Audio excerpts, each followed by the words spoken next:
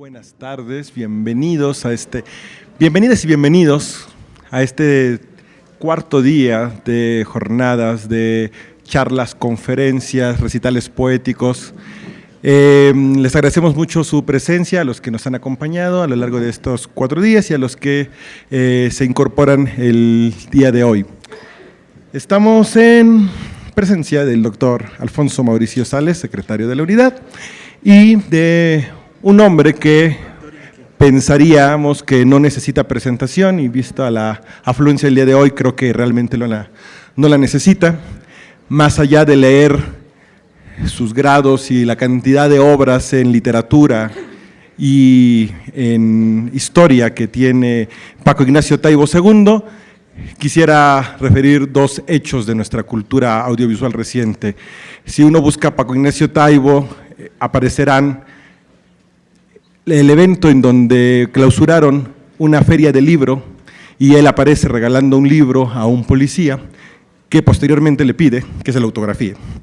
Encontrarán a Paco Ignacio Taibo dando una charla sobre cómo escribir literatura. Es quizá uno de los escritores mexicanos más vendidos en el país, según datos que me confirmaron la semana pasada, y no necesita más presentación, solamente estoy esperando que terminen de acomodarse para darle la palabra a Paco Ignacio Taibo II, para quien pido un caluroso aplauso de bienvenida. Tú primero.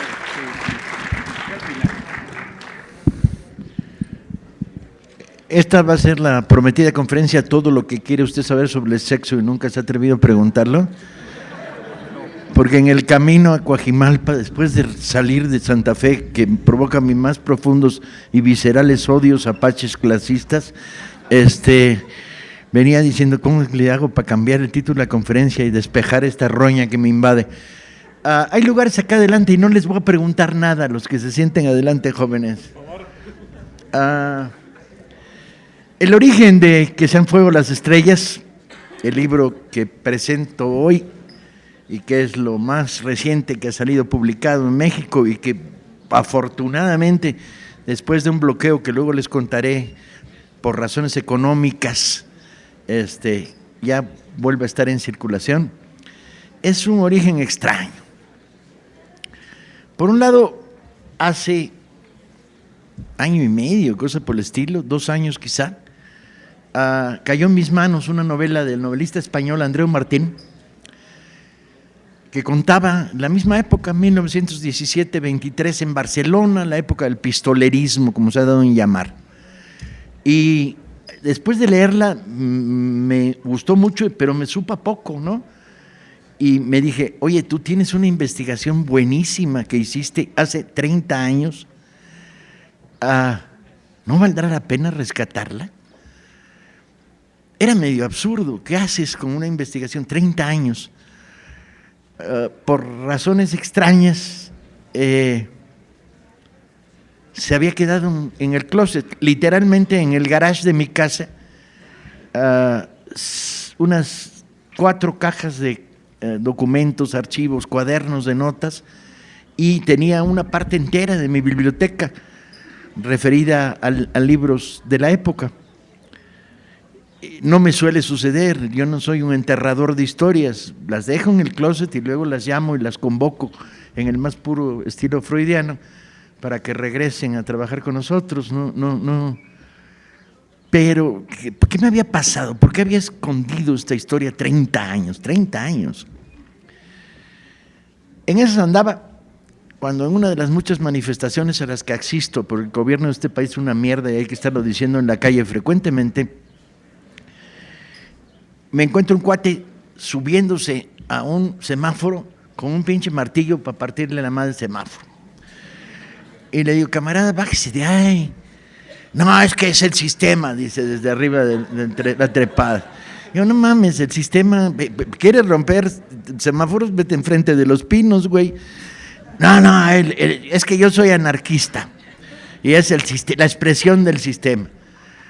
Estos roces con algunos compañeros que se llaman anarquistas y que tienen esta especie de política de confrontación total contra las muestras menos claras y menos reales de lo que es el sistema, como asaltar un 7-Eleven y aterrar a una compañera, o estos provocadores que están vinculados al movimiento y que de repente salen de entre las filas de los granaderos, se voltean, avientan una piedra y luego regresan detrás de las filas de los granaderos, demostrando de quién son hijos. Y esta especie de resurgir, sobre todo mediáticamente, los anarquistas, ponerle el dedo al concepto anarquista, me había llevado a multitud de errores. Por cierto, convencí al del semáforo que se bajara, con argumentos sólidos, como si tienes huevos, vete a Los Pinos, ¿no? Y había tenido frecuentes roces por mi simpatía enorme por muchas de las cosas que el anarquismo y el anarcosindicalismo significaron en la historia de la humanidad. En particular, uno muy violento con un locutor de radio hace unos 2 años que de repente dijo, porque los anarquistas, y le dije, a ver, ¿estamos al aire? Dijo, sí, pues póngase de pie, güey, porque anarquista era Ricardo Flores Magón y es padre de esta patria, ¿no? No sé si se puso de pie, creo que no, pero por lo menos el sacudón que le metí lo dejó seco durante un rato, mientras meditaba si debería seguir con la diatriba.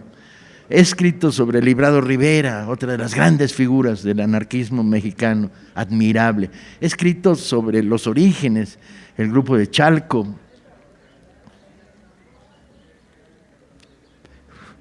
He escrito sobre personajes como Sebastián San Vicente en la historia del anarcosindicalismo mexicano.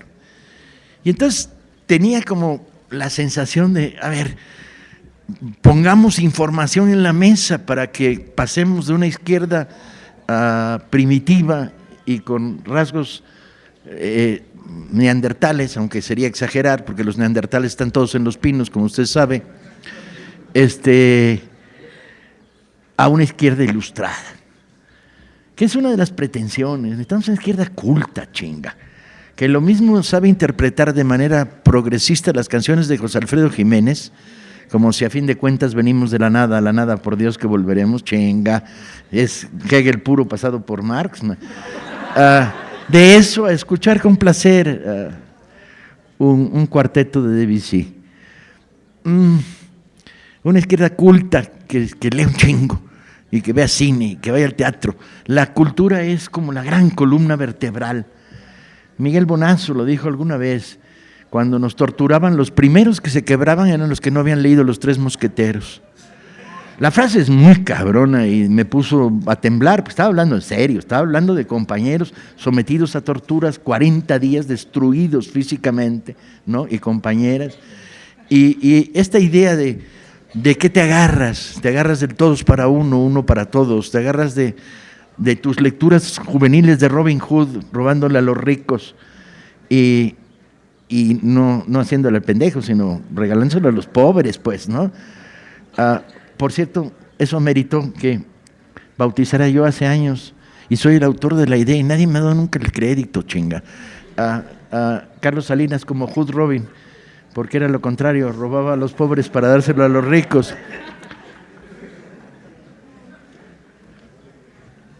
Entonces estaban esas tensiones en el aire, y entonces volvían. Eso que preparaste hace 30 años amerita tiempo. Hace 30 años yo había terminado de escribir una historia de la revolución en Asturias, la zona natal de mi familia, que era una historia que se vinculaba con un chingo de historias familiares. Mis abuelitos y mis tíos abuelos ligados al movimiento.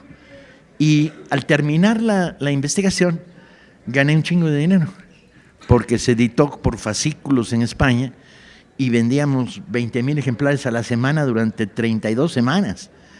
Entonces yo llevaba como había entrado al riesgo de la aventura, llevaba derechos de autor por porcentaje de las ventas. Entonces de repente me encontré con un chingo de pesetas en el bolsillo, y habiendo terminado el gran proyecto de historia, mi primer gran proyecto de historia. Y dije, ¿qué me apetece contar? Y dije, me interesa el gran momento del anarcosindicalismo español. Barcelona, 1917-23. Y me fui a Barcelona. Y me metí en todos los archivos conocidos y desconocidos, en los Ateneos. Ya no había testigos. De hecho, a diferencia de otros libros míos, como el Che, donde pude entrevistar 300 supervivientes que conocieron al Che, aquí encontré 3 personas que habían conocido lo que pasó en esos años en Barcelona. Curiosamente, los 3 viejos que vivían exilados en México. Nada más. Pero eso sí, documentación, papeles, entré a los registros policíacos, me leí la prensa de una manera abrumadora, periódico tras periódico, los chismes, los detalles, las pequeñas historias. Recorrí las Ramblas para arriba y para abajo, toda la Barcelona vieja, y terminé una investigación, revisé todos los libros que se habían escrito sobre el tema, toda la historiografía, sobre todo de norteamericanos interesados en el fenómeno del anarcosindicalismo. Repleté cuadernos y cuadernos y cuadernos, y luego dije, no sé cómo escribirlo. O sea, el libro que había hecho antes del 34 estaba basado en un montón de entrevistas, y fui dejando que las voces contaran la historia. Aquí no tenía voces, porque la voz de un archivo policíaco, de un interrogatorio policíaco transcrito, es una voz falsa. El que está respondiendo está torturado y responde tratando de encubrirse. Las investigaciones policíacas estaban repletas de falsedades y mentiras. Los periódicos eran un desmadre. Donde en las memorias encontré, no sabía cómo escribir esta historia de gran épica. Regresé a México y me vi involucrado en labores literarias e históricas y militantes que fueron condenando al closet el libro. Entonces lo saqué del closet, 30 años después. Sacudí la tierrita, maté las pinches arañas culeras que se habían infiltrado en las cajas, porque soy franciscano, pero no a ese grado. O sea, yo soy de los que si una hormiguita cae en mi Coca-Cola, meto el dedito, la saco, la dejo respirar, la pongo ahí para que se quede la pobrecita toda pringosa, pero eso es una cosa, y otra cosa, las pinches arañas, que uno nunca sabe si son malignas, benignas o qué chingados, ¿no? Son como los diputados del PAN.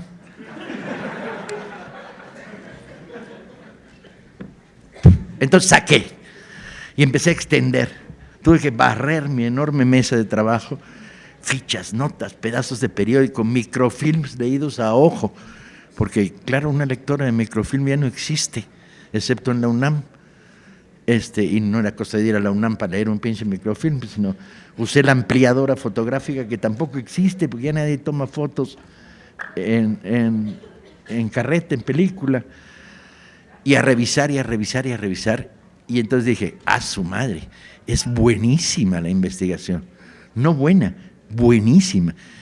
Y lo dice alguien no para celebrar sus méritos de hace 30 años, sino dice alguien que lee un chingo historia. Lees historia sistemáticamente y dices, aquí hay una investigación pobre, buena, maravillosa, deficiente, aquí les falta carne, aquí no entraron en los niveles más profundos de lo cotidiano, aquí no hay contexto. Y dije, es buenísima, buenísima. Y entonces dije, no, pero seguro que en estos 30 años alguien ya escribió este pinche libro. Por andar dejándolo dormir, alguien ya lo escribió. Y entonces entré en internet y nadie lo había escrito. Entonces, conforme iba revisando todo lo que se había publicado en estos últimos 30 años sobre el tema, tanto en revistas académicas como en ediciones en inglés, en italiano, en francés, nadie lo había escrito. Entonces dije, caray. Ya para esto el gozo iba creciendo y Paloma, mi esposa, iba viendo cómo se iban creando arteros de libros alrededor, ¿no? Pilas, escondiditos, guardaditos, terceras filas que en el momento que las miras, se caen, ¿no? Y revisé, rescaté lo poco que había interesante, básicamente unas 20 cosas, un muy buen artículo de un investigador de la Universidad de Pensilvania sobre una lucha que había pasado desapercibida en su día de mujeres, 2 o 3 noticias biográficas sobre el Noy del Sucre, el dirigente del movimiento, y lo incorporé. Y me metí tiempo completo a escribirlo. Tiempo completo significa que trabajas jornada de 14 días, los 7 días a la semana, menos los momentos en que tienes que irte a un meeting, tienes que ir a dar una conferencia o tienes que ir de cargalibros en las humildes tareas de la Brigada para Leer en Libertad. Y sí. Y conforme lo iba escribiendo decía, ay. Y de repente me hacía una pregunta, pues no estará fuera de tiempo. ¿Qué le puede decir a un lector mexicano? Y me veía a mí mismo y decía, pues ¿qué le puede decir? Pues lo mismo que me dijo a mí cuando tenía 20 años leer la biografía de Lumumba. ¿Qué chingados más distante de un ciudadano de las colonias San Rafael que el Congo? ¿No? Pues no, bueno, cultura es eso, cultura es ecuménica, es apropiarse del mundo. Nuestra generación tenía curiosidades múltiples. Leímos desde luego la Revolución Cubana, los movimientos sandinistas, pero también leíamos cosas muy extrañas. La Comuna de París era un tema de interés apasionante. Entonces dije, bueno, dejémonos de prejuicios, escribamos el libro y veamos si encuentra o no encuentra a sus lectores. Escribí el libro y cometí la primera metida de pata, la única en toda esta historia. Que es que negocié mal con la editorial.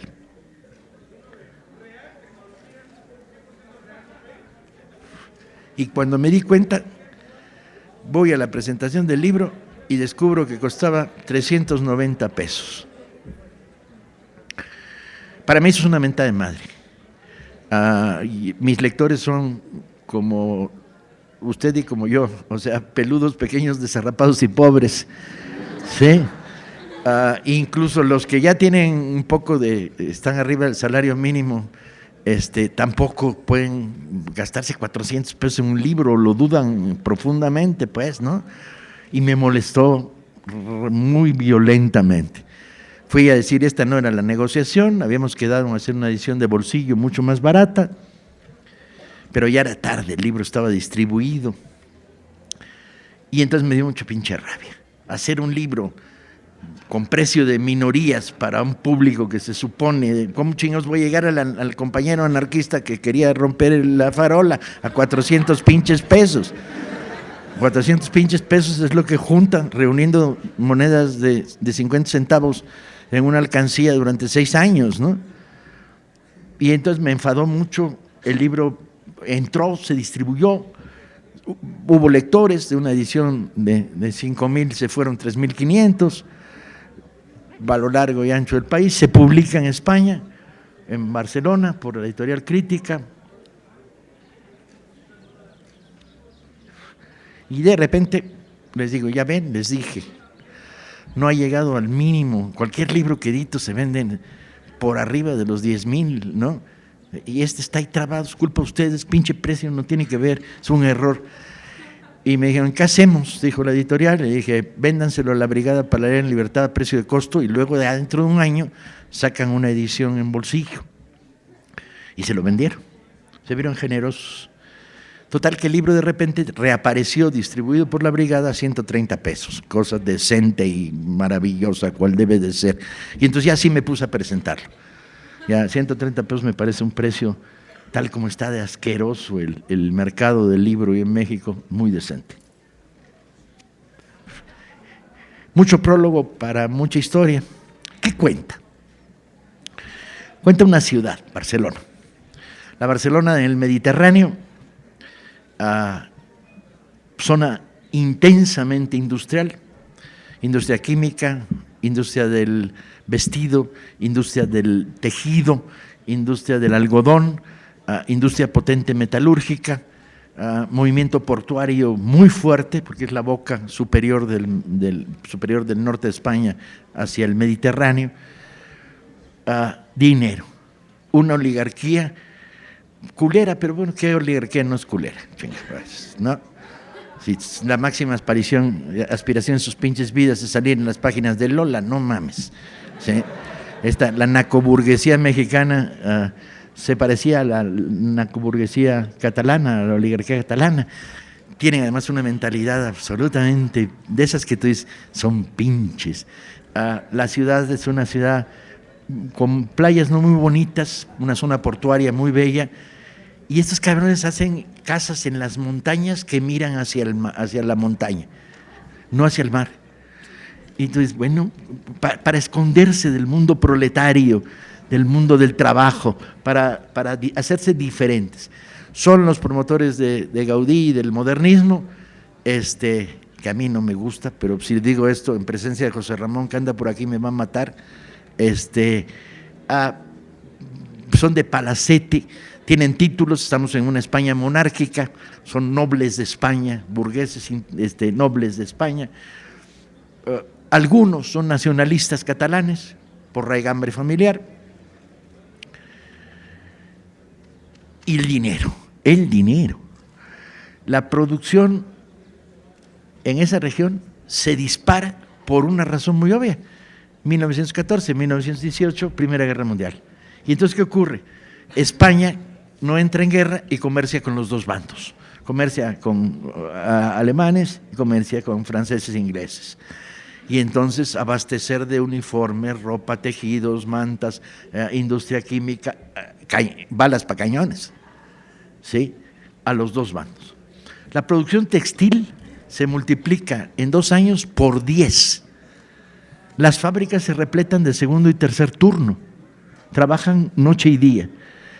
Y la Barcelona proletaria enloquece en este mar de dinero que no tiene ni un solo momento de generosidad patronal.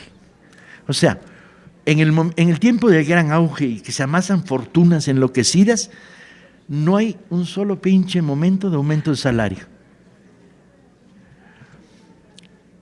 La ciudad enloquece, porque el dinero cuando se desparrama crea un mundo paralelo y lateral. El mundo marginal aumenta de una manera desproporcionada. Hay casinos, bacarats, teatros de variedades, prostíbulos disfrazados de cualquier cosa, prostíbulos disfrazados de restaurantes, restaurantes de lujo con comillas camareras en falda más corta de lo que debiera. La cocaína se vende en Barcelona en las farmacias al peso, al kilo. Hay teatros que se cierran porque el teatro pierde interés y en el escenario se pone una mesa de ruleta y el humo fabril. Y una clase obrera machacada con una composición doble. Proletariado de origen catalán de primera generación, padres emigrantes y recién llegados al calor del empleo de otras regiones de España, un proletariado muy joven que llena estas fábricas. Jornada de 11 horas y media en algunos casos. Descanso dominical, sí, pero sin pago. Aumentos salariales, ni pensarlo.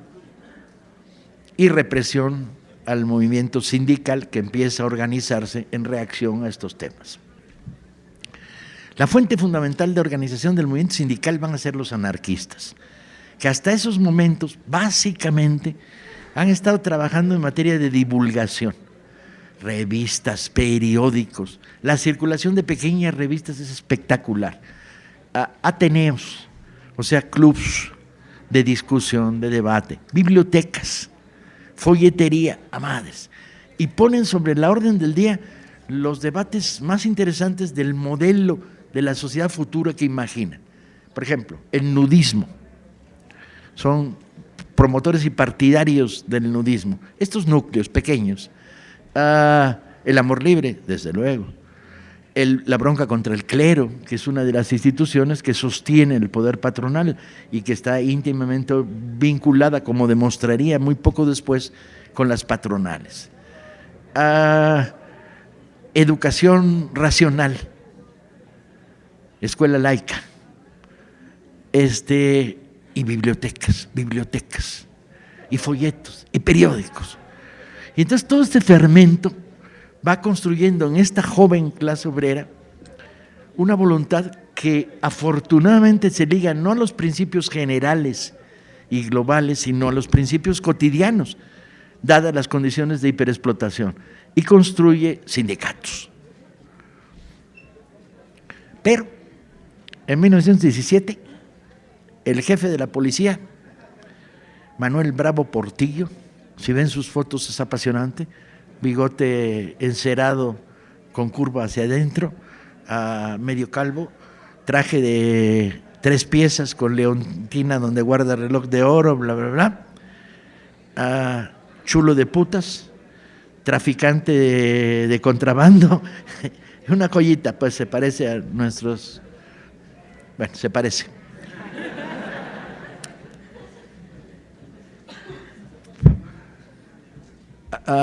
Hace público en la prensa una serie de atentados, 7, 8, contra patrones, con el resultado del asesinato a tiros de varios patrones. Y dice, son las bandas anarquistas que han optado por lo que llaman la propaganda por el hecho. Y empieza una represión para supuestamente desarticular estas bandas. Pero ha surgido un periódico fascinante que se llama Solidaridad Obrera, producto de este ascenso sindical, dirigido por un personaje que es el amor de mis amores, Ángel Pestaña, relojero, abandonado por su padre por su madre en la infancia, no conoce a su hermana, su padre lo tiene trabajando a los 14 años como minero, a la muerte del padre lo deja desamparado, ha hecho de todo, ha estado en la recolecta de la uva en Francia, ha vivido en Argel y aprendió el oficio de relojero cuando pasa por la cárcel, para en la cárcel tener algo que poder ser productivo mientras estás en el bote. Lector apasionado, autodidacta, se forma sin escuela pública, sino en los ateneos, en los clubs, y dirige Solidaridad Obrera. Y Pestaña dice, aquí hay algo raro, porque sí es cierto, hay en el ambientillo del movimiento sindical algunos acelerados del rollo de confrontación directa, la justicia por el hecho, pinche patrón culero, vamos a meterle 2 balas a ver si se educa, ¿no? Pero hay algo más que no corresponde. E inicia una investigación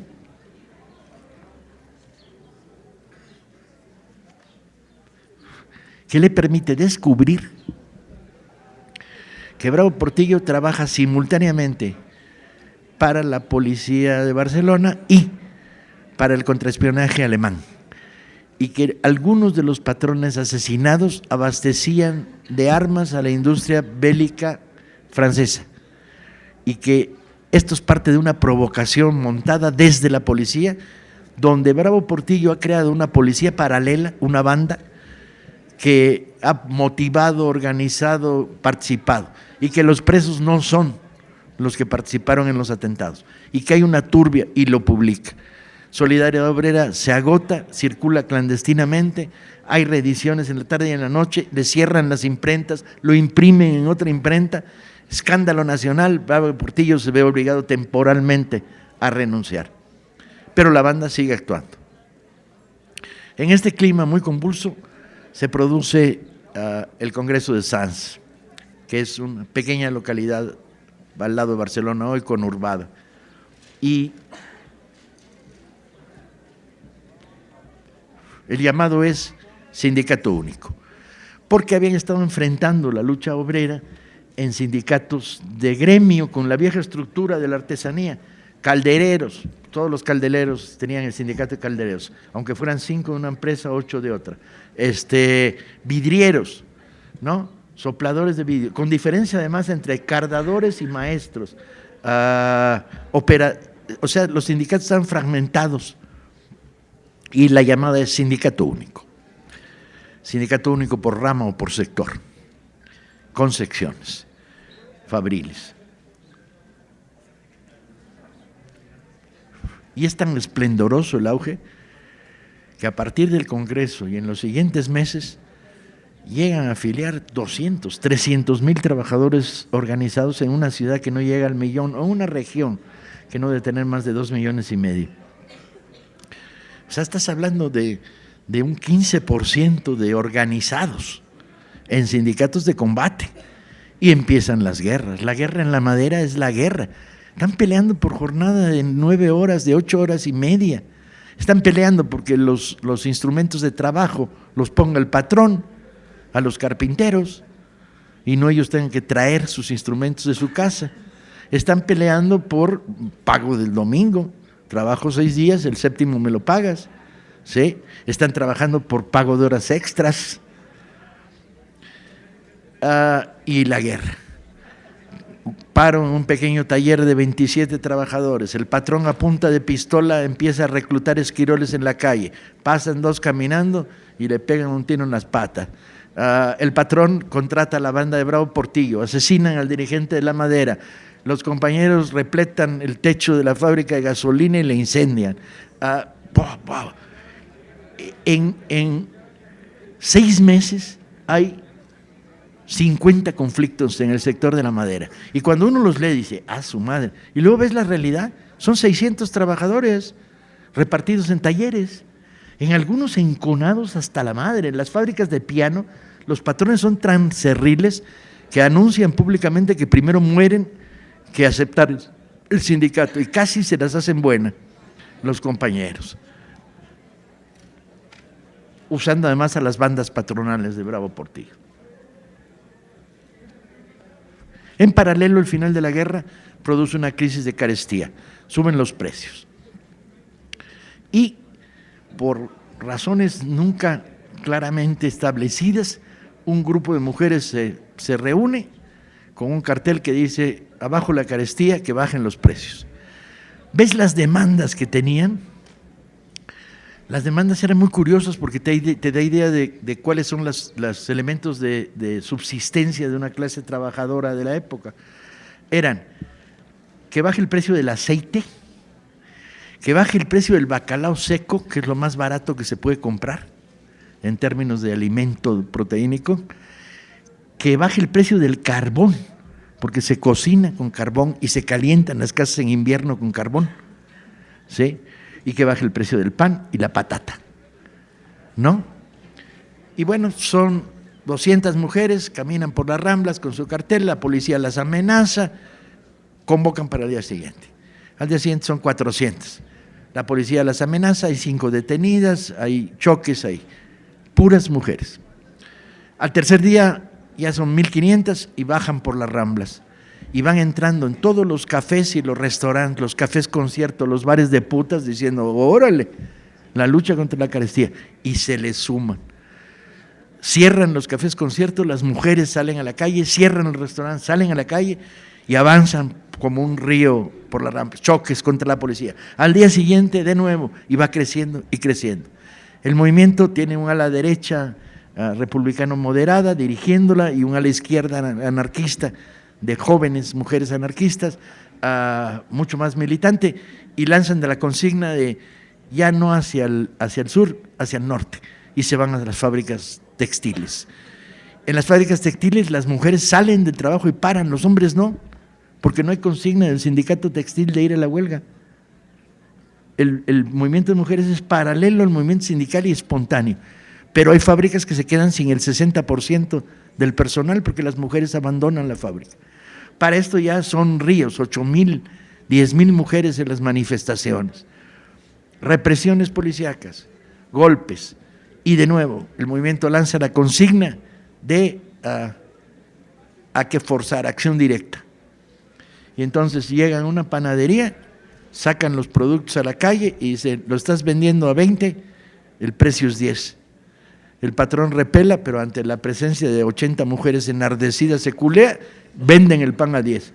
Van a una carbonería y dicen, estás ocultando el carbón, porque todos sabemos aquí, lo tienes en ese sótano. Abren la trampilla y empieza a caer el carbón. Y no lo puedes vender a 15, lo tienes que vender a 10. Entonces, acción directa, choques por toda la ciudad con la policía ante los actos de acción directa. Negociaciones con el alcalde, que es más moderado y no tan reaccionario, conflictos, y el movimiento crece. Los sindicatos entonces empiezan a reaccionar y ofrecen los locales sindicales para las reuniones y proponen la huelga solidaria, y las mujeres dicen no, por ahora no, seguimos solas.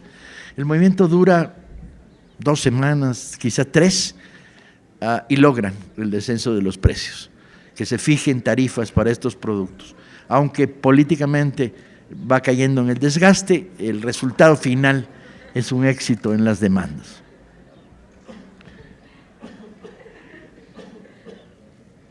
Y el movimiento crece, y crece, y crece.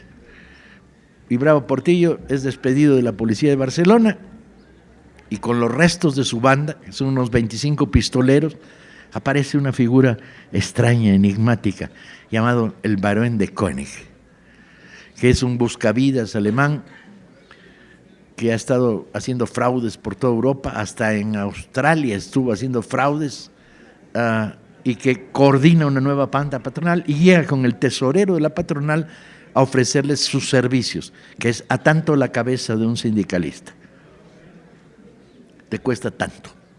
Y empiezan a cometerse atentados directos contra los obreros y respuesta armada de los grupos de acción que hay dentro del aparato sindical. El movimiento sigue creciendo, aparecen figuras de primera como Peiró, trabajador del vidrio, autodidacta que aprende a escribir en la cárcel, encarcelamientos.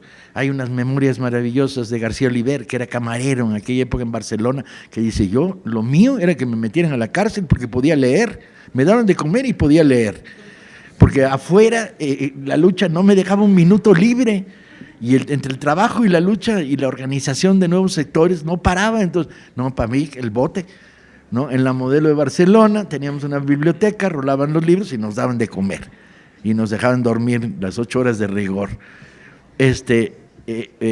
Y el Noy del Sucre, el niño del azúcar, un pintor de brocha gorda con unas dotes oratorias que parecen desconocidas en el mundo obrero. Todos ellos autodidactas, todos ellos formados en este mundillo de los ateneos, los clubes, las bibliotecas, los grupos de afinidad. El NOI entra a la lucha social formando parte de un grupo de jóvenes rabiosos que se llaman los hijos de puta, ¿no? Como para decir, aquí ya no hay nada que perder, chinga, ¿no? Está en las listas negras de todos los patrones. Para conseguir trabajo de pintor tiene que acercarse clandestinamente o que otro contrate y él pinta, pintor de brocha gorda. Movimientos sin intelectuales. Y nos dice: ay, güey, ¿dónde están? Pues no están. Un movimiento absolutamente proletario. A lo más, la presencia de una docena de abogados republicanos de la extrema izquierda republicana o socialistas y 1, 2 periodistas que además son fundadores del sindicato de la prensa, o sea, operan como proletarios. Y de repente llega el momento del gran conflicto, el primer gran conflicto, si les parecen pequeños los anteriores. Y el primer gran conflicto es una empresa, la Compañía de Luz y Fuerza de Barcelona, decreta el despido de 6 trabajadores, llamada La Canadiense porque es de capital canadiense, despide a 6 trabajadores de oficinas. Y el sindicato que ya se había creado dice no. Y entonces todos los trabajadores de oficina dicen: paramos todos. ¿Readmiten de inmediato o paramos todos? Empiezan las negociaciones muy brutales. La Canadiense tiene mucha fuerza de negociación con el gobierno en Madrid. La Embajada de Canadá interviene en Barcelona y paran las oficinas. La empresa reacciona, cual es normal, despidiendo a todos los empleados de oficina. Ante esto, el sindicato dice: sí, pues por solidaridad, nos vamos a la huelga los revisores de los contadores, o sea, los que recorren las calles viendo cuánto se gastó. Los despiden a todos. Se van a la huelga en solidaridad los cobradores, porque no se cobraba en oficinas, sino se cobraba a puerta de casa o de fábrica. Entonces la empresa deja de recibir dinero. Van más allá, entran a la huelga los trabajadores de la generación. La energía eléctrica baja de las presas hidroeléctricas a Barcelona, donde las centrales de transformación la vuelven luz urbana y servicio fabril y servicio privado de casas. La empresa despide a los trabajadores, pero los trabajadores paran el ferrocarril de Sarriá. Para esto el comité local de la CNT en Barcelona dice, hasta aquí llegamos, el conflicto ahora lo dirigimos nosotros porque ya trascendió el ámbito de la canadiense. Y entonces un comité formado por representantes de los sindicatos únicos empieza a funcionar clandestinamente, porque aumentan las represiones, hay tiroteos. Para esos, los tiroteos solo vienen del lado de la patronal. Los grupos armados, ante el surgimiento del movimiento de masas, se inhiben, ¿sí? A lo más, de repente, un bombazo en una planta donde están trabajando esquiroles, o sí. Para que funcionen las termoeléctricas hay que llenarlas de carbón. Cataluña no produce carbón, el carbón llega por mar. Entonces los trabajadores portuarios dicen, ya no descargamos el carbón, en solidaridad con la canadiense. Pero hay pilas inmensas de carbón que se ha descargado en los anteriores días. Los carreros dicen, no, ¿cómo que distribuir a las empresas en conflicto? Huelga solidaria en el sector de los carreros, ¿sí? Los coches. Aumenta la represión, persecuciones. Se van a la huelga por solidaridad los trabajadores de los tranvías. La ciudad queda inmovilizada, el transporte público en Barcelona en estos momentos depende de los tranvías y mínimamente de los taxis. La huelga se acelera, los despidos masivos. La empresa pide al gobierno que decrete la expropiación temporal, de tal manera que se haga cargo del conflicto. La CNT amenaza, si el gobierno interviene, declaramos la huelga general en el sector. El gobierno se inhibe, pero lo que hace es militarizar. Entonces vienen soldados de los grupos técnicos de ingenieros a poner en marcha las empresas donde hay generadores parados. Para esto, Barcelona tiene un 35% de luz, el resto está apagada. En las noches empiezan a aparecer las velas, los hachones. El comité funciona en una camioneta de mudanzas, donde van subiéndose en cada esquina uno de los miembros que va recorriendo la ciudad, sesionan dentro del camioncito de mudanzas y luego van bajando. Detienen al primer comité. Horas después empieza a funcionar el segundo comité, porque cada uno de los sectores elige a su representante. Estalla la huelga por solidaridad en la otra empresa que abastece gas y luz eléctrica en Barcelona, y luego en una tercera, cero de distribución de luz. El gobernador enloquecido intenta publicar un manifiesto, llega a un periódico y los tipógrafos dicen, no componemos eso. ¿Cómo que no componen? No componemos. Los patrones del periódico los despiden, se va a la huelga todos los tipógrafos de todos los periódicos de Barcelona, y en solidaridad con los tipógrafos, los redactores de prensa que tienen un sindicato. Dejan de salir periódicos. El alcalde tiene que personalmente llevar el manifiesto escrito a máquina y pegarlo en las paredes, las 30 pinches copias que alcanzó a hacer las secretarias del ayuntamiento, porque ahí hay tortuguismo, no hay huelga todavía. El alcalde de Barcelona llama a la represión y detienen a obreros que son soldados o están en tiempo de servicio y los llevan a Montjuïc, al castillo. 3,000 obreros detenidos. Los forman, les dicen, bueno, ahora ustedes no son obreros, ahora ustedes son soldados. Los que sepan electrógenos, den un paso adelante, nadie se mueve. Los que sepan de albañilería, den un paso adelante. Los que sepan de electricidad, nadie se mueve. A ver, usted, aquí tenemos su expediente, usted es eléctrico. Dice, no, yo era. No logran que ni uno solo de los 3,000 obreros rompa la huelga, con amenazas de juicios militares por insubordinación. Para esto están funcionando ya en Barcelona comedores populares en las calles organizados por el sindicato de administración. Durante los primeros 6 o 7 días de huelga, el sindicato pagó salario íntegro a los huelguistas. A partir de ese momento, los fondos sindicales empiezan a evanecer, a desaparecer, y entonces comedores populares organizados por el sindicato de gastronómicos. El alcalde de Barcelona prohíbe los comedores populares crecen, sale del ayuntamiento el gobernador civil y el alcalde y van a comer al restaurante de la esquina. En el momento en que los ven en la puerta, los trabajadores de ese restaurante dicen, no, declaramos la huelga en el sector de hostelería. Y el alcalde no encuentra ese día dónde comer, porque todos los sindicatos del sector de hostelería se van a la huelga. Para esto, la mitad o la totalidad de las empresas del sector textil están en huelga de hecho, y aprovechan y dicen, bueno, ya que estamos en huelga, jornada de 8 horas, ¿sí? Levantamos la demanda. O sea que se suma la demanda de la canadiense, la demanda de la jornada de 8 horas en el sector textil. La progresión es de tal tamaño que detienen al segundo comité. El tercer comité entra en funciones, ¿sí? Llega un momento en el que están parados el sindicato del transporte totalmente, taxis incluidos, pero también el sector de carrozas mortuorias, de tal manera que los muertos empiezan a almacenarse en ataúdes en las puertas de los hospitales, porque las empresas de pompas fúnebres, los trabajadores van a la huelga solidaria.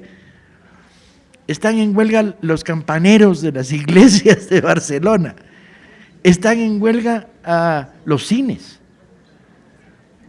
Nadie sabe por qué se fueron a la huelga, nomás de calientes, pues, ¿no?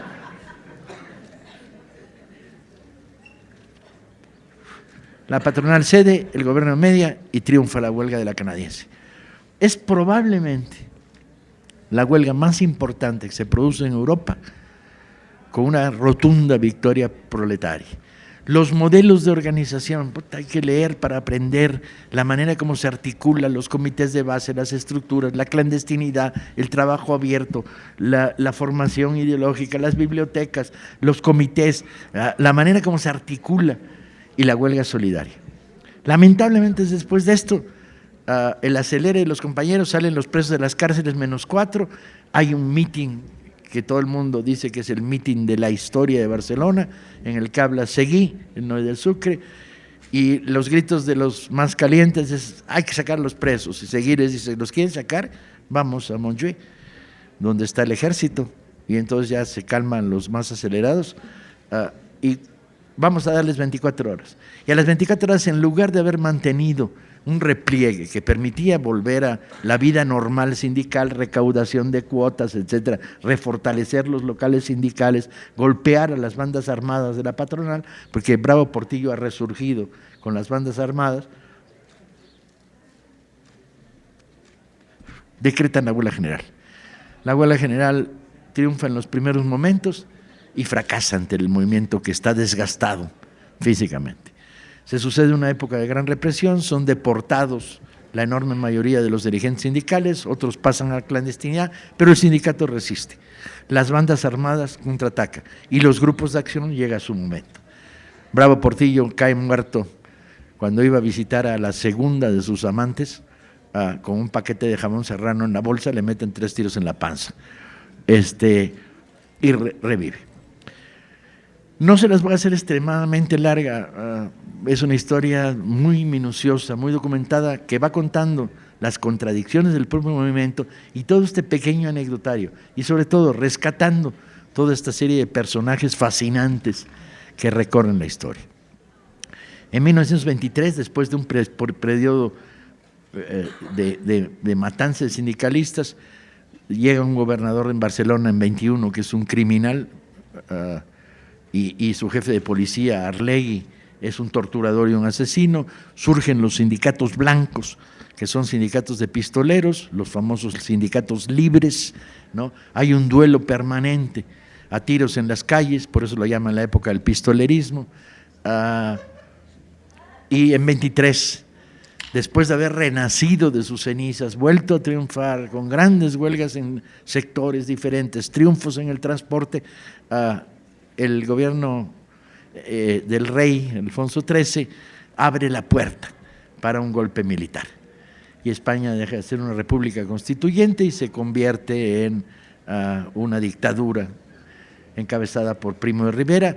El sindicalismo en la ilegalidad y la clandestinidad queda reducido a los sectores más militantes y aislados y el ciclo se cierra. Hay un debate interno muy importante entre los grupos de acción y los sindicalistas, anarcosindicalistas, que atribuyen a los grupos de acción los errores de haber provocado una hiperaceleración de las contradicciones cuando no había cómo resistirla. Aparecen figuras míticas como Durruti y Ascaso al cargo del grupo Los Justicieros. Multitud de historias y de batallas. Curiosamente, y ahí termina, no quería irme más allá de este ciclo, curiosamente,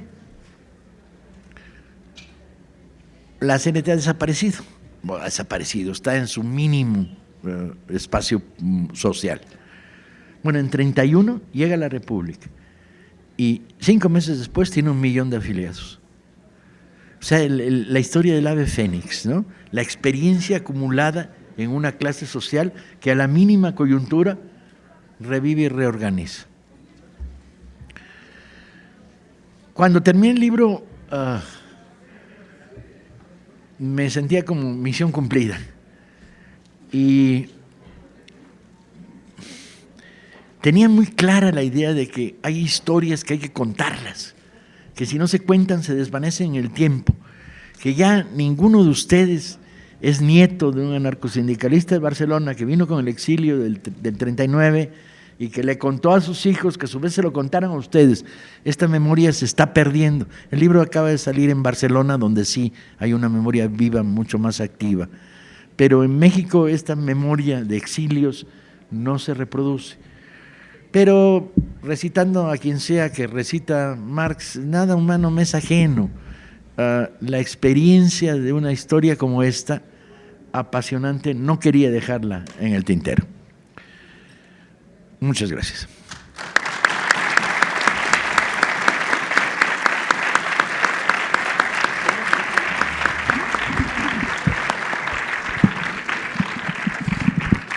Bueno, no quisiéramos perder la oportunidad de que quien tenga alguna pregunta, quien tenga algún comentario, algo sobre la exposición que acaba de hacer en este momento Paco Ignacio, pudiera hablar entonces, o sobre lo que quieran, o sobre la coyuntura política actual, o sobre los paralelismos. Entonces, bueno, tenemos aquí una persona, les pedimos que se acerquen por el micrófono porque se está grabando. Tenemos uno. Ah, tenemos micrófono ya, perfecto. Ahí va el micrófono entonces. Micrófono llegando. Muchas gracias por tus palabras y por tu trabajo de siempre. Nada más, es una cosa muy simple, a lo mejor es muy obvia, pero quiero que me lo ratifiques.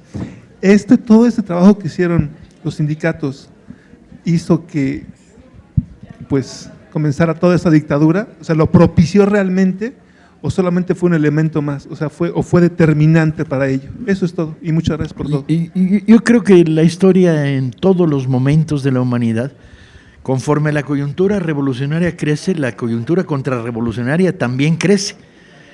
Si el movimiento acelera demasiado los motores en los momentos de la contradicción, propicia una reacción negativa. Y el movimiento tenía la capacidad para desplegarse masivamente, pero no estaba en la tesitura de la lucha armada. No se había planteado el problema de una revolución social, o sea, sí, se hablaba de ello, pero no había condiciones. Además, estás hablando de una región de España. Había crecido el movimiento muy fuerte en Andalucía. Había un movimiento socialista muy interesante en Asturias y en el País Vasco.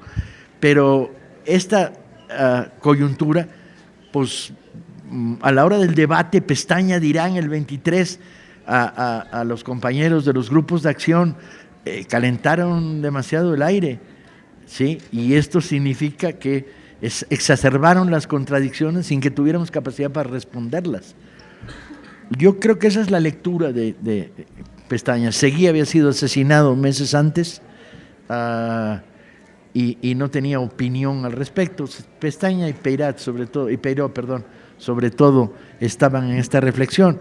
Los compañeros de los grupos como García Oliver, Ricardo Sanz, que han dejado sus memorias, dicen que fue gimnasia revolucionaria, sea eso lo que sea, y que se va a plantear en el 36 cuando el golpe de Estado de Franco sí tiene condiciones las fuerzas de la izquierda para responder, y si no llega a ser por la ayuda alemana e italiana y la vergonzosa abstención de franceses e ingleses, el golpe hubiera sido derrotado. Sí, muy buenas tardes. Quisiera saber si después de terminada la Primera Guerra Mundial, si hubo una decadencia industrial en Barcelona o siguió el apogeo. No no disminuyó los niveles de desarrollo exacerbado, riqueza, lo brutal. Pero esto significa que, por ejemplo, se acabaron los terceros turnos. Pero no más que eso, porque la industria catalana se había afincado y porque había un proceso de construcción del mercado nacional. No hay una crisis que provoque cierre de empresas, despidos, bla, bla, bla.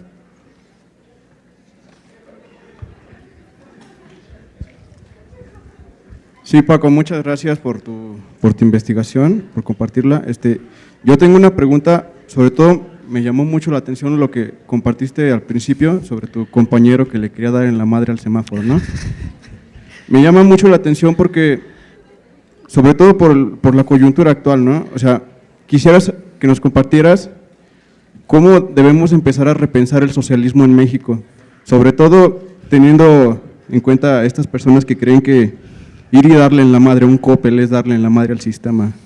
O sea, me llama mucho la atención que cómo se ha distorsionado lo que es un movimiento, cómo empezar a repensar el socialismo en un México que está siendo comido por el asqueroso neoliberalismo. Sabido es que yo soy rarito políticamente, soy ecléctico, jalo de todos lados.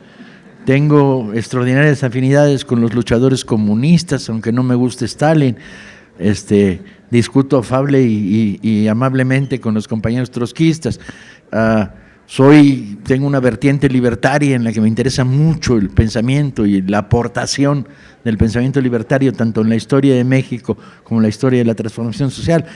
Soy socialdemócrata pinche, milito en Morena, ¿sí? Porque creo que ahí hay una alternativa de cambio muy importante que no hay que desperdiciar. Morena es una realidad política con 14 millones de votos atrás y 1 millón de afiliados, y he recorrido el país y es de veras. Hay comités en todos lados, pueblos, comunidades, y pienso que hay una vocación de cambio. Tal como mido, y esto es muy personal y no quiero convencer a nadie, más bien sí quiero convencerme a mí mismo. El futuro es, el neoliberalismo no da para nada. O sea, todas sus promesas son falsas. Aumento del mercado laboral, mentira. Lo que sí creció es el mercado laboral chatarra, en el que no hay séptimo día, no hay vacaciones, no hay aguinaldo, no hay seguro social. Eso sí creció, ¿sí? En el sector servicios. Ley de playas, pues pura madre, no fomentó el turismo, nos quitó las playas a los mexicanos que no podemos recorrerlas porque al extender la línea de mar las privatizaron.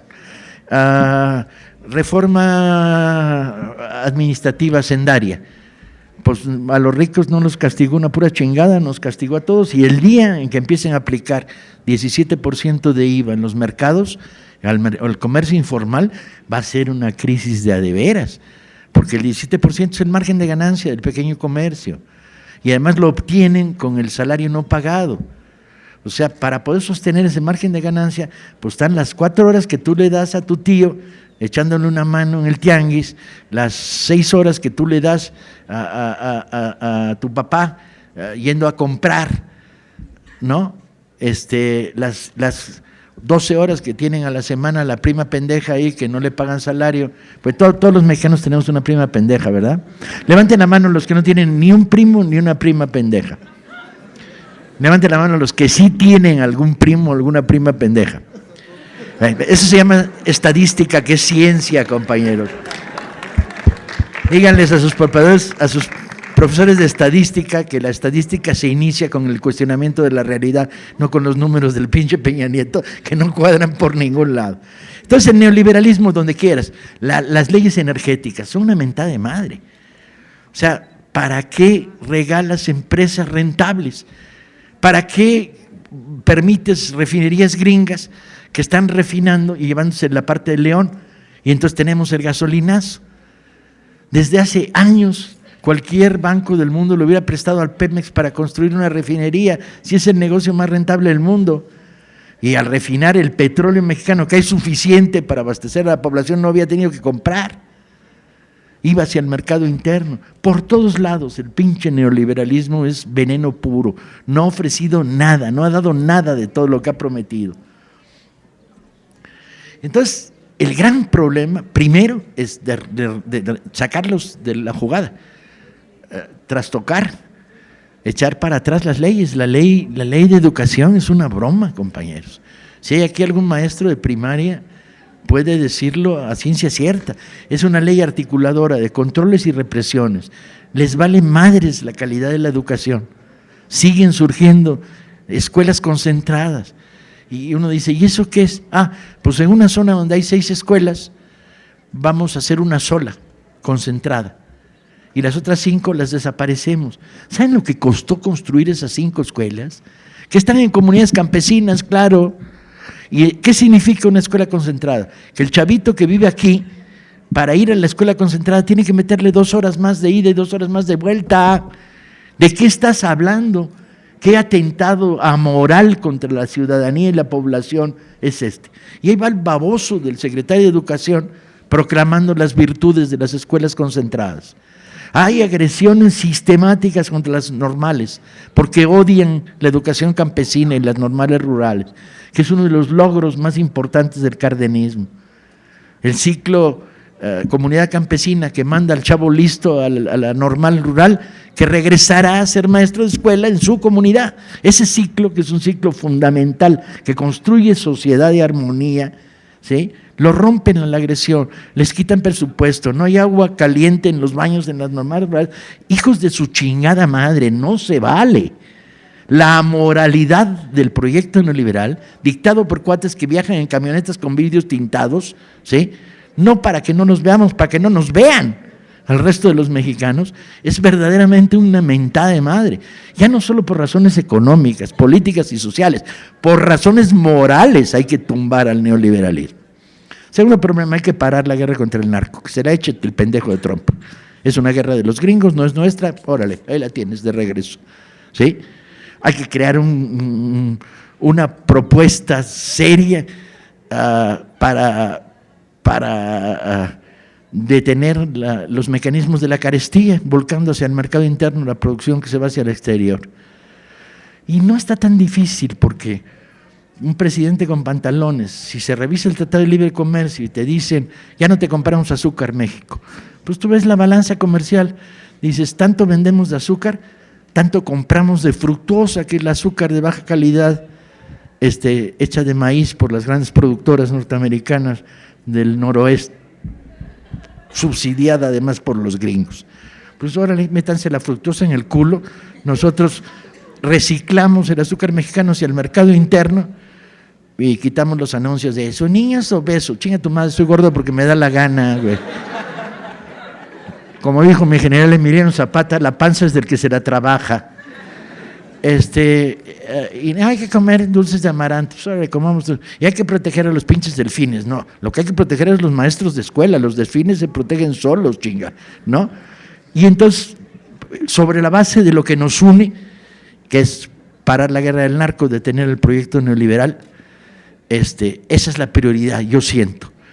Eso significa una batalla múltiple, la batalla hacia la creación de un frente nacional de todos contra el neoliberalismo y contra las leyes de emergencia, y terminar en un frente electoral para quitar. Tenemos que dominar los senados y los congresos para echar para atrás todas estas leyes, o algunas de ellas pararlas con decreto presidencial o decreto de gobierno local.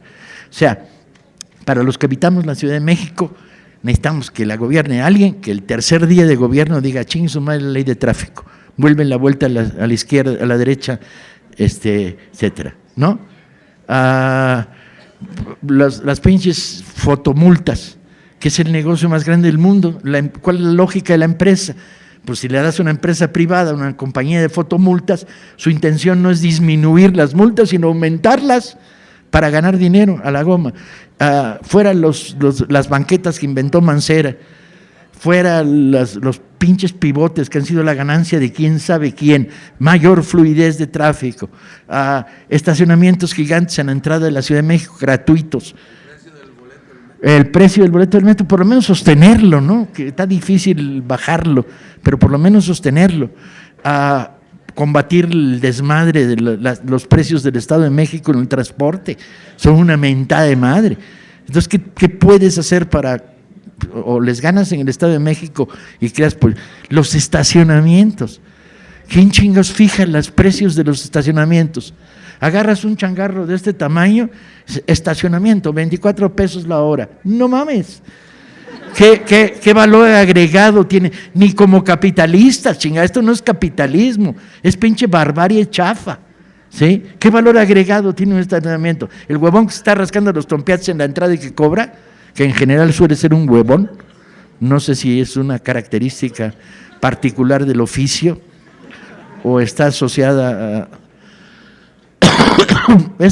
Hay que hacer encuesta y hay que hacer estadística y sociología para saber por qué los de la entrada del estacionamiento son una punta de huevones. Sí, porque si siendo una punta de huevones deberían estar siendo cargaportafolios de diputados priistas o rollos así, ¿no? Bueno, es una reflexión a posteriori. Hay que modificar. Y yo sí creo que la lucha electoral no es la única lucha, pero sí es una lucha y es bien importante, sobre todo para parar este proyecto. Entonces tenemos una curva de combate potente en el 17 para frenar a través del movimiento social y una curva de combate potente en el 18 para derrotarse electoralmente. ¿Hay que ir más allá? Yo digo que sí, pero tenemos que revisar socialismo. La palabra me gusta, está chingona, ¿no? Es como rock and roll, ¿no? Socialismo, rock and roll, libertad de prensa, son palabras chingonas, ¿no? Derechos sexuales de minorías, esas son muchas palabras para decir que cada cual haga de su culo un papalote y lo echa a volar. Pero, ¿qué es socialismo? Estatalización, la experiencia polaca, los obreros que dan la mayor lucha contra la abominación stalinista en Polonia. Llega el cambio de solidaridad y aceptan que la Ford compre la fábrica. ¿Por qué? Porque nunca fue suya. Lo estatal no es social, es estatal. Pemex, ¿de qué nos sirve? Pues bueno, es estatal, pero hay que ir un paso más allá, hay que volverla social, hay que volver las empresas de servicio público. Entonces, ¿qué tipo de socialismo? Sí, red de cooperativas de consumo por todos lados. Democratizar socialmente las cooperativas de consumo, que no hay un solo barrio en la Ciudad de México sin una cooperativa de consumo que compra directo a los campesinos. Plátano, estábamos comprando 3 kilos de mandarina por 10 pesos en Veracruz, donde fui a dar una conferencia con maestros insurrectos. En México está costando 10 pesos el kilo, si tienes suerte, 18 y 20. ¿A qué horas estos legiones de intermediarios capitalistas? El sector que más ganancias ha generado en México no son los banqueros, que son hiperculeros. No, son los distribuidores de alimentos. Son los que más dinero han ganado. ¿Y cuál es su función? Son como los de los estacionamientos, hombre, están tirados ahí, tirando la hueva y haciendo negocios turbios. Compran bajo al campesino, venden caro al urbano. Entonces, socialismo ahí sí, me canso, y con todo, ¿no? Socialismo en el sentido de que las empresas que generan bienes sociales tienen que ser públicas. No puedes poner en manos de una empresa privada distribución eléctrica, servicio de aguas. ¿Por qué? Porque van a la lógica de la ley de la máxima ganancia. Hay que electrificar aquel cerro. No, pues cuesta un chingo. Vamos a cobrarles la tarifa a tanto. No, es social el rollo de que la electricidad llega al cerro. Telefonía. Perdimos teléfonos con el salinismo, slimismo, de una manera cruel. ¿Mejoraron las tarifas? No. ¿Mejoraron los servicios? No. ¿Creció tecnológicamente? Pues sí, el tiempo pasa. Es como el que le atribuye a Porfirio Díaz el desarrollo de los ferrocarriles. No chingada, atribuye al siglo XIX. ¿Sí? No mames. ¿Sí? Es que Porfirio Díaz ferrocarrilizó el país. Se ferrocarrilizó Tailandia, chinga, en el mismo momento. Y había un ferrocarril en Indochina, no mames. ¿Sí? Entonces, socialismo sí, en un chingo de cosas. Administración pública de las unidades por consejos de administración totales, tienen las unidades habitacionales. Autonomía real en las universidades. Socialismo sí, elección de directores y de autoridades. Vamos a la democratización absoluta de las universidades. Chinga, ¿cómo es posible que sigamos viviendo en reinos feudales? ¿Quién elige? Poder judicial, socialismo en el poder judicial, sí. Los jueces hay que elegirlos, no pueden ser nombrados. Y los procuradores, más todavía, el que administra justicia en mi nombre, tiene que ser electo, democracia social ahí. Entonces, tendríamos que ponernos a revisar socialismo para ver qué elementos de una perspectiva social queremos hacer nuestros. Nacionalización de todo, ni madres. De las churrerías no dio resultado en Cuba. Nacionalizaron las churrerías e inventaron el mercado negro de los churreros, man. Vale para pura madre. Coartar ese nivel de libertad de empresa de corte capitalista primitivo no funciona en las economías estatales. El exceso de estatalismo ahoga burocráticamente a las sociedades. Hay que revisar el socialismo tal como se pensó en el siglo XIX y se ejecutó en el siglo XX.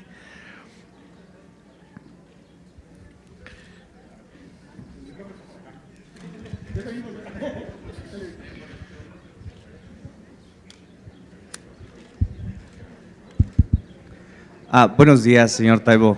Muchísimas gracias por visitar nuestra escuela. Me llamo Mario y soy alumno de octavo trimestre de la carrera de comunicación. Mi pregunta va más o menos enfocado al hecho de que entiendo que usted es parte de Morena. ¿Qué opinión merece de usted de que alguien como Esteban Moctezuma haya sido nombrado como director de desarrollo social del mismo movimiento, cuando el mismo Andrés Manuel en varias ocasiones se refirió al señor Moctezuma como alguien que trabajaba para las mafias del poder y que ahora sea parte de su equipo que particularmente se va a ocupar del clientelismo? Porque en este sentido, hasta parece que Morena quiere utilizar la estrategia que el PRI y Peña Nieto utilizaron en 2012, pero ahora con Salinas Pliego, porque todos sabemos precisamente cómo el señor Moctezuma es tan cercano a Salinas Pliego. Y en este sentido también Morena está utilizando, pareciera ser que está queriéndose parecer mucho al PRI de los años 1930. No me hagas Gracias. eso, güey. Quiero dormir todas las noches. A ver, primero, forma parte de un comité de apoyo de asesores de Andrés. Segundo, es un error grave. Ese güey hay que darle paredón, nada de asociarte con él. Somos nuestra historia, hablan nuestros actos por nosotros. Y los actos de este cuate están ligados a un paso por gobernación de carácter represivo, su actual relación con el sistema, y además no es miembro de Morena ni forma parte de ninguna instancia de Morena. Ya hemos corrido otros mucho menos malos que él, güey, ¿no? Entonces, no le atribuyes al conjunto de Morena una decisión equivocada de Andrés, profundamente equivocada. Yo creo que la alianza en estos momentos es por abajo y por la izquierda, no por arriba y con la derecha. Sin embargo, Andrés está tratando de neutralizar lo que concibe como un frente amplio, que para mi gusto es excesivamente amplio por la derecha, ¿no? Entonces está negociando con algunos sectores por un camino de neutralización. No va a tener ningún pinche peso en el aparato, no tiene ninguna capacidad de decisión. Moctezuma el malo, pero sus hermanos son a toda madre. Dirigentes del movimiento urbano popular desde la misma época en que él era funcionario de gobernación.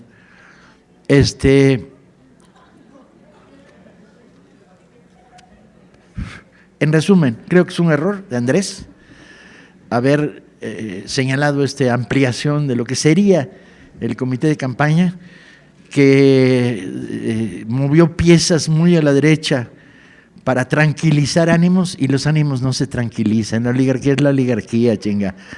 Y que la alianza es por la izquierda y por abajo. Un grupo de militantes destacados de lo que se llama Morena Cultura, que me incluye a mí, Armando Bartra, Pedro Salmerón, escribimos una pequeña fraseado que dice: así no, la alianza es por abajo y por la izquierda. De tal manera que, y consultado con compañeros de Morena a lo largo y ancho de todo el país, dicen que estamos de acuerdo. El único problema es ponerlo en operación.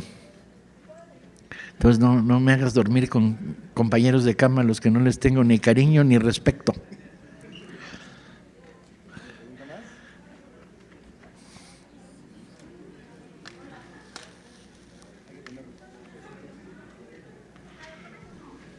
Buenas tardes. Yo quisiera preguntar ¿qué piensas sobre las empresas sociales? Para iniciar un poco, si he escuchado el término y cómo, o sea, sí, qué piensa sobre el funcionamiento de estas empresas y cómo están insertadas en el sistema capitalista. Sí, el problema de las empresas sociales no es la agrupación de los productores, esto resulta relativamente sencillo. Están los creadores de riqueza, tienen los conocimientos, se pueden asociar, pueden producir. El problema es la distribución. Entras a un mercado competitivo sin instrumentos distributivos. Y eso es un problema grave. Entonces lo que hay que hacer es articular que surjan tantas como podamos, empresas sociales por todos lados, y crear una manera que el aparato del Estado asume las facilidades de la distribución. De tal manera, si está produciéndose artesanía de alta calidad en el sector del barro, ¿cómo lo distribuyes? El Estado tiene que propiciar caminos de distribución.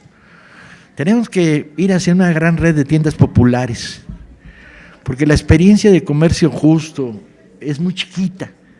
Entonces, es trabajo hormiga. Está bien, es sana, educa políticamente a la gente.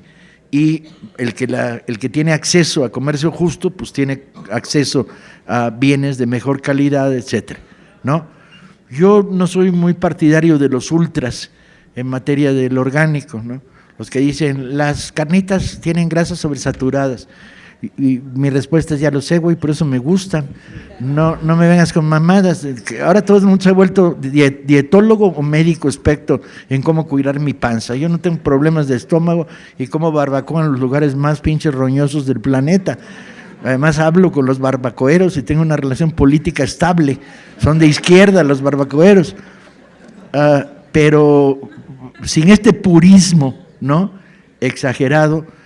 Sí, la batalla contra el maíz transgénico es clave, pero pues tienes que ayudar a los productores al que el maíz no transgénico se distribuya. La clave es la distribución, ¿sí?, de las empresas sociales.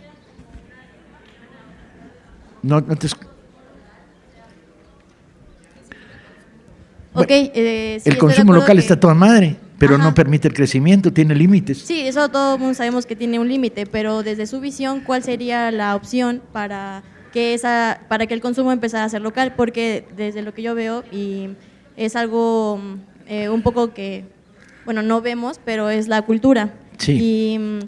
A ver, voy sobre eso. Te levantas en la mañana y dices, ¿cuál es la batalla de hoy? La batalla, no las batallas. Porque como quieras dar 14, nuestras energías sociales del movimiento se desperdigan de una manera cruel. Si la batalla de hoy es salvemos a los delfines y no lancemos la iniciativa, que ahí sí, Andrés tiene sus defectos y sus virtudes, pues su gran virtud es llevarle los mítines a los Estados Unidos, a Trump, que es una virtud endiabladamente grande, los actos que va a haber en El Paso, en Los Ángeles, etcétera, ¿no?, con la comunidad mexicana. Si esa no es la batalla, pues los delfines lo dejo para pasado mañana y me concentro en esta pinche historia. Las luchas hormigas de resistencia están a toda madre, pero hay que englobarlas en el marco de la lucha común. Si no, no tienen capacidad transformadora. ¿Cuántos siglos vamos a tardar en generar comercio justo a partir de iniciativas particulares de comercio justo? Los zapatistas lo han generado, pues una zonita del país, ¿sí? La producción del gran café veracruzano tiene zonas de comercio justo, locales, pero tiene café de calidad para competir nacionalmente. Entonces tenemos que ir más allá. La gran batalla es por la transformación antineoliberal del país y iría, entre otras cosas, por la creación de tiendas populares para favorecer la distribución. Si no, la experiencia queda cercada y limitada. Y es una experiencia de años y años con un nivel de desgaste enorme.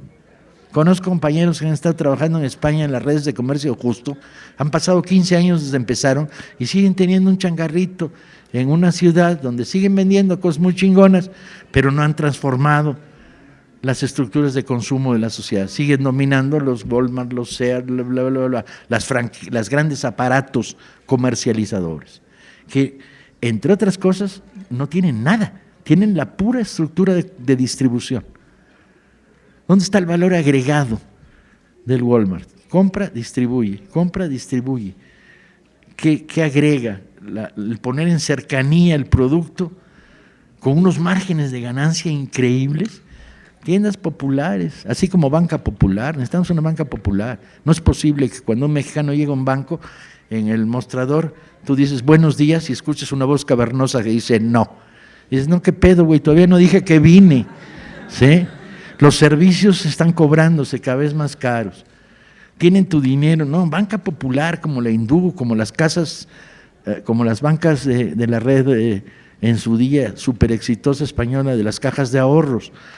Los que necesitan dinero para préstamos son los pobres y no es el dinero de Electra que te multiplica por 50 el valor de los productos, no es la usura. La usura está destruyendo este país.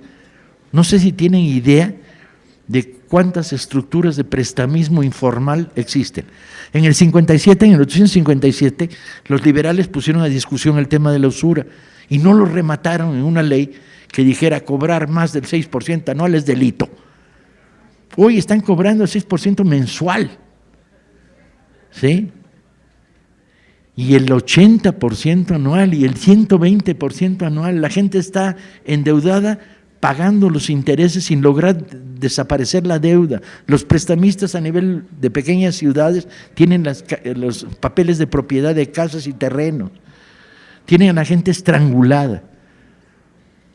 Entonces necesitamos una banca popular. Si no vamos a soluciones de gran tamaño, y eso es socialismo, ¿sí? Ahí sí. Si no vamos a soluciones de este tipo de tamaño, la experiencia hormiga no está resolviendo. No estoy en contra del trabajo hormiga, lo practico, la Brigada Paralela en Libertad es una experiencia de trabajo hormiga, pero hemos trascendido, hemos editado 1 millón de libros y regalado 1 millón de libros. Estamos haciendo una feria de libro como esta todas las semanas, algunas con 150 librerías. O sea, estamos trascendiendo el trabajo hormiga. ¿Cómo? Creando una red de distribución paralela que pronto abarcará el conjunto de la Ciudad de México si no nos desinflamos por el camino. Pero, ¿dónde está el centro? El centro es poner la energía en tirarlos. Hay que sacarlos de los pinos, chinga.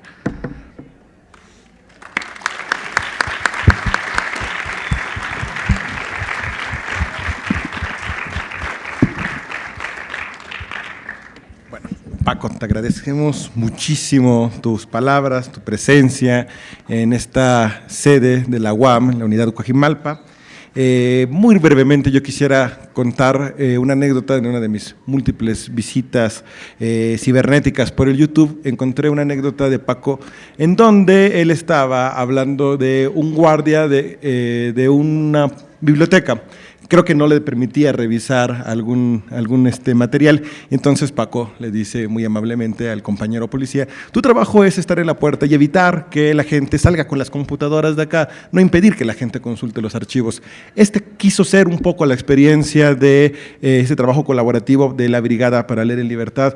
Nosotros somos solamente unos intermediarios para que la Brigada y ustedes puedan conocerse, puedan intercambiar, puedan escuchar a los autores, puedan adquirir los libros, y esperemos que estas actividades hayan sido útiles para que ustedes hayan encontrado ideas para pensar este tiempo difícil. No quisiera tampoco dejar de agradecer también al maestro Pepe Reveles, quien sus múltiples visitas a mi oficina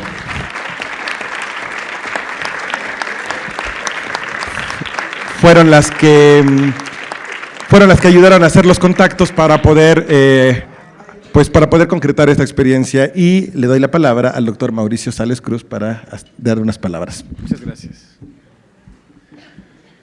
Bien, voy a ser muy breve. Bien, estimado Paco, agradecemos mucho tu presencia, a todos los alumnos, miembros de la comunidad académica, a todos los trabajadores administrativos que nos acompañaron el día de hoy, y a todas las representantes editoriales participantes en esta feria del libro Brigada Paralela en Libertad. Me es muy grato tener la oportunidad de dirigirles unas palabras en este evento cultural realizado del 6 al 9 del presente en nuestra unidad Coajimalpa de la Universidad Autónoma Metropolitana. Las conferencias impartidas nos brindaron la oportunidad de escuchar a ilustres personajes de la vida nacional que a lo largo de estos 4 días disertaron sobre la historia a debate, los medios de comunicación, anarcosindicalismo y movimiento obrero, así como disfrutar de un recital poético. Sin duda alguna, el propósito de este programa se cumplió, pues logramos brindar un espacio propicio para fomentar la lectura por placer y la reflexión, al tiempo que algunos editores apoyaron a la comunidad universitaria ofreciendo libros de calidad a precios económicos. Esperamos que el próximo año esta asociación civil dedicada a la importante actividad de fomentar la lectura y el conocimiento de la historia de México nos brinde nuevamente la oportunidad de recibirlos en esta su casa abierta al tiempo, y que los presentes aprovechemos la oportunidad para adquirir algunos ejemplares, ya que la feria concluirá el día de mañana. Sin más, y agradeciendo la presencia de Paco Ignacio Taibo II aquí en nuestra casa, declaro formalmente clausurado el ciclo de conferencias de la Feria del Libro, Brigadas para Leer en Libertad. Muchas gracias. Sí.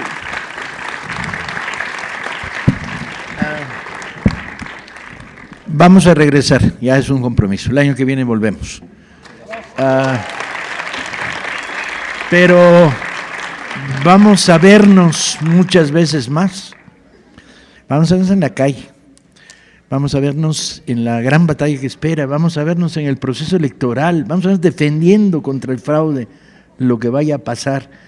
Vamos a vernos en el apoyo a los compañeros San Quintín, a los maestros, a los artesanos. Vamos a vernos en las experiencias hormiga del comercio justo, la distribución. Vamos a vernos en la tarea que tenemos por delante, que es construir un país. Entonces no es hasta luego, dentro de un año, sino hasta mañana y en donde haya que vernos. Y la segunda, les vamos a regalar un libro maravilloso. Para eso la brigada existe, para regalar libros. Los que ya lo tengan, no jalen dos, no jodan.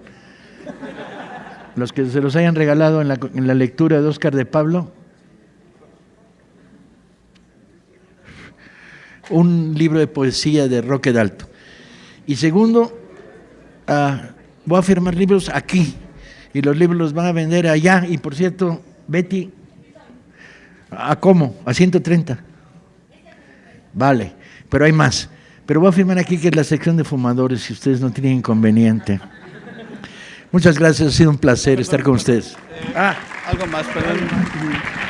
Bien, únicamente a nombre del rector, el doctor Eduardo Peñalosa Castro, rector de esta unidad, le voy a hacer entrega de una constancia a Paco Ignacio Taibo II por su participación en este ciclo de conferencias. Muchísimas gracias, Paco. Un placer. Muy amable.